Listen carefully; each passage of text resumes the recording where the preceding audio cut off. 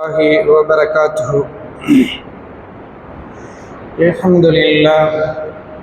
الحمد لله الذي وحده، والصلاة والسلام على رسول الله وعلى آله وصحبه أجمعين ومن تبعهم بإحسان إلى يوم الدين. ما بعد، فقد قال الله تعالى في القرآن العظيم: أعوذ بالله من الشيطان الرجيم. بسم الله الرحمن الرحيم.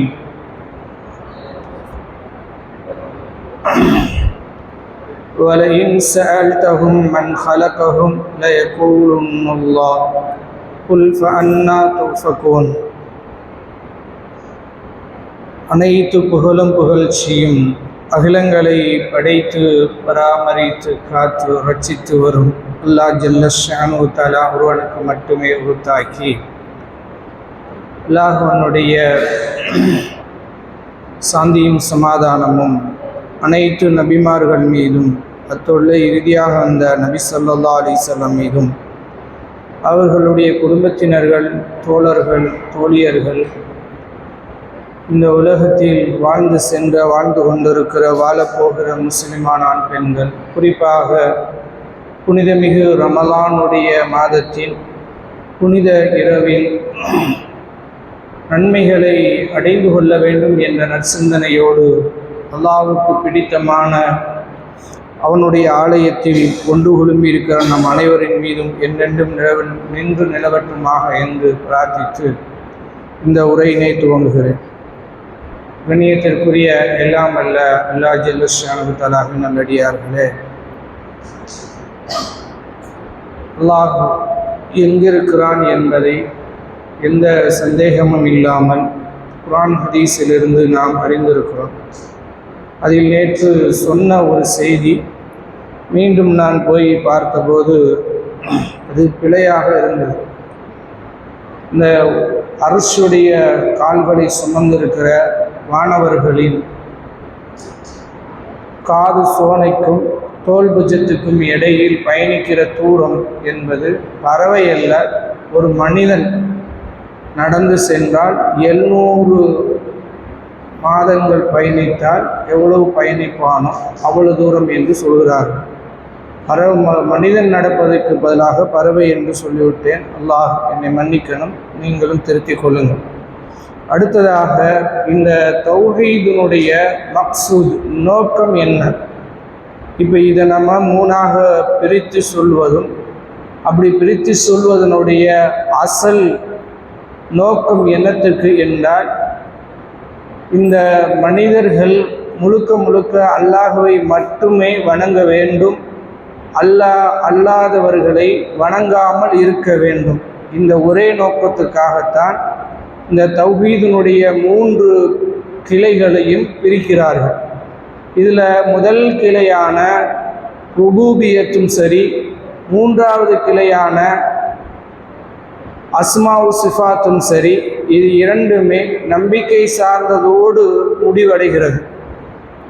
இந்த நம்பிக்கைகளை மட்டும் ஒருத்தர் நம்பினால் அவர் முழுமையான முஸ்லிமாக, மூமினாக ஆக இயலாது. ஏனென்றால் இந்த இரண்டினுடைய நோக்கமே, என இதை எல்லாத்துக்கும் ஒரு செயலுக்கு ஒரு நோக்கம் இருக்கணும்ல, இந்த இரண்டையும் நம்புவதற்குரிய அடிப்படை நோக்கமே அல்லாஹுவை உலுஹியத் வணங்குவதற்காகத்தான். அல்லாஹுவினுடைய வணக்கத்தில் ஒரு மூமின் தௌஹீது படுத்தாமல் வேறு ஆழமாக ருபூபியத்தை நம்பியிருந்தாலும் சரி, அதே போல் அஸ்மா சிஃபாத்தை நம்பியிருந்தாலும் சரி, அது வீண் என்கிறார் இப்னு பாஸ் ரஹ்மத்துல்லாஹ் அவர்கள். நம்ம என்னதான் உள்ளுக்குள்ளே இருந்தாலும் அது வெளியில் வரலைன்னா அது வேஸ்ட்டு என்று சொல்லிட்டு, இது தௌஹீதுல ஒரு பகுதி தான், இது எப்போ முழுமை அடையும் என்றால் இது அல்லாஹுவை வணங்குகிற போதுதான் முழுமை அடையும் என்று அல்லாஹுவை நம்புவதற்குரிய அடிப்படை நோக்கத்தையே நமக்கு சொல்லி கொடுக்கிறார். இப்போ நம்ம கேள்விகளும், அப்படி வணங்கலான்னா யார்? நம்ம இப்படி வணங்காதவர்கள், வணங்காம அல்லாஹுவை வணங்காமல் அல்லாஹ் அல்லாதவர்களை வணங்காமல் இருக்காமல் வெறுமனமே நான் மூமின், நான் முஸ்லீம், நான் அல்லாஹ்வை தௌஹீத் ருபூபியாவை முழுமையாக ஏற்றிருக்கிறேன், அதே போல தௌஹீத் அஸ்மா சிஃபாத்தை முழுமையாக நான் ஏற்றிருக்கிறேன் என்று சொன்னால் நாம் யார்? அப்படி என்றால் ஏனைய மனிதர்களை போன்றவர்கள் தான் நாமளும் என்கிறார். ஏனென்றால் தௌஹீத் ருபூபியாவை எல்லா மனிதர்களுமே நம்பும்படியாகத்தான் அல்லாஹ்வே படைத்திருக்கிறான். அல்லாஹ் படைக்கிற போதே எந்த ஒரு மனிதனும் அவன் தௌஹீத் ருபூபி அல்லாஹ்வுடைய செயல்களை மறுப்பதற்கோ அல்லது அவைகளை ஏற்றுக்கொள்ளாமல் இருப்பதற்கோ எந்த வழிவகையுமே இல்லாமல் அதை முழுமையாக மூடி நம்புமாறி தான் அல்லாஹ் படைத்தே இருக்கிறான். ஒவ்வொரு மனதிலும் என்கிறார், ஒவ்வொரு மனிதனிலும் இல்லை, ஒவ்வொரு மனதிலும் அல்லாஹ்வை நம்புவதற்குரிய அனைத்து ஏற்பாடுகளோடு தான் அந்த மனமே வடிவமைக்கப்பட்டிருக்கு, மேனுஃபேக்சர் பண்ணப்பட்டிருக்கு என்று சொல்லிட்டு அதற்குரிய வசனங்களை அடுக்குகிறார். அதில் முதலாவது, நீங்கள் எந்த மதத்தவர்களிடத்தில் போய் கேட்டாலும் வலையின் சால்தவும் மண் ஹலக்கவும், அவர்களை படைத்தது யார் என்று நீங்கள் அவர்களிடத்தில் கேட்டால் அவர்கள் வணங்குகிற எதையுமே சொல்ல மாட்டார்கள். சத்தியமாக அல்லாஹ்தான் படைத்தான். அது மொழி வேணா மாற்றி சொல்வார்கள். தமிழில் போய் கேட்டால் கடவுள் தான் படைத்தான், நீங்கள் உருதுல போய் கேட்டீங்கன்னா ஹுதா தான் படைத்தான், இங்கிலீஷில் போய் கேட்டீங்கன்னா காடு தான் படைத்தான். படைப்புன்று வந்தாலே அதற்கு எல்லா மனிதர்களுமே ஒரு மொத்தமாக கை தூக்கி காட்டுவது அல்லாஹ்தான். இன்னியும் சொல்ல போனால் வலையின் சால்தவும் மண் ஹலக சமாவாத்தி வல்லரும், வானங்களையும் பூமியையும் படைத்தது யார் என்று நீங்கள் அவரிடத்தில் கேட்டால் அவர்கள் சத்தியமிட்டு சொல்வார்கள், ஹலகஹுன்னல் அசீஸில் அலீம், யாவரையும் மிகைத்தவனும் அனைத்தையும் அறிந்தவனான அல்லாஹ்தான் அவைகளை படைத்தான் என்று சொல்வார்கள். இப்படி மனித நம்பிக்கையினுடைய ஒரு பகுதியை எல்லா மனிதர்களுக்குமே இப்படித்தான் வடிவமைச்சிருக்கோம் என்கிறான். அதனால தான் மத படைப்பு என்று வந்து விட்டாலே இந்த பொய் தெய்வங்கள் எல்லாம் காணாமல் போயிருது.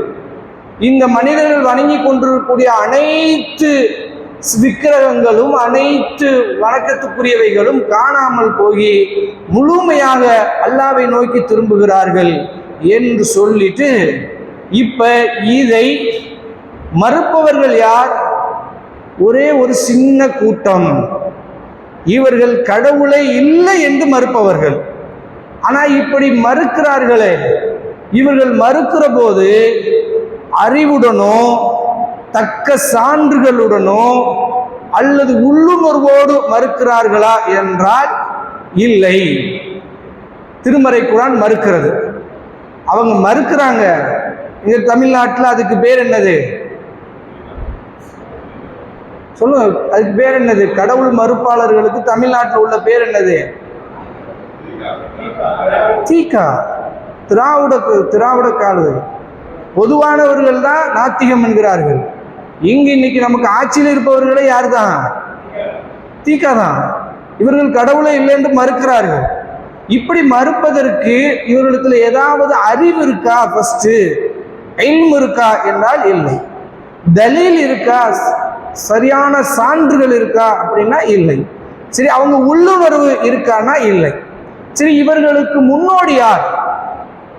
இவர்களுக்கு முன்னோடி இந்த கொள்கைக்கு மூல கருத்தா யார் அப்படின்னா புரியல. இவங்களுக்கு பெரியார்லாம் அதுல லாஸ்ட் ஒரு